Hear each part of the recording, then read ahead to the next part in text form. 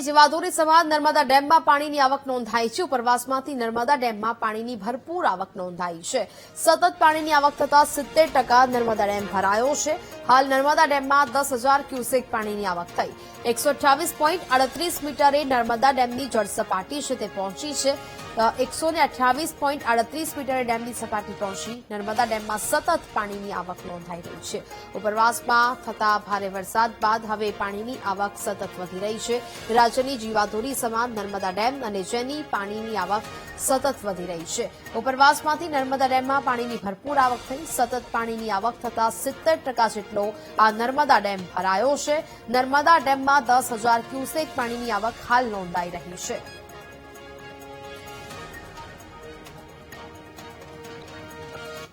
તો જે પ્રકારની પરિસ્થિતિ ઉપરવાસમાં ભારે વરસાદ બાદ હવે અનેક નદી નાળા છલકાયા છે। ડેમ ઓવરફ્લો થઈ રહ્યા છે અને હવે ગુજરાતની જીવાદોરી સમાન નર્મદા ડેમમાં પણ સતત જળ ભરાવ જોવા મળી રહ્યો છે। ઉપરવાસમાંથી નર્મદા ડેમમાં પાણીની ભરપૂર આવક છે તે નોંધાઈ રહી છે। સાથે સાથે અત્યારે સતત પાણીની આવક થતા 70% જેટલો આ નર્મદા ડેમ ભરાયો છે। હાલ નર્મદા ડેમમાં 10,000 ક્યુસેક પાણીની આવક થઈ છે। સંવાદદાતા પ્રવીણ ફોન લાઈન પર જોડાયા છે। પ્રવીણ, સતત જીવાદોરી સમાન નર્મદા ડેમમાં પાણીની આવક નોંધાઈ રહી છે, શું સ્થિતિ હાલ? જી ચોક્કસથી ઉપરવાસમાં ભારે વરસાદને કારણે નર્મદા ડેમમાં પાણીની આવક વધારે થઈ રહી છે। ખાસ કરીને જે મધ્યપ્રદેશના ડેમો છે એના પણ પાવર હાઉસો ચાલુ કરવામાં આવતા એ પાવર જનરેશનનું પણ પાણી અહીં આવી રહ્યું છે, જેને કારણે નર્મદા ડેમનું સતત ને સતત સપાટી વધી રહી છે।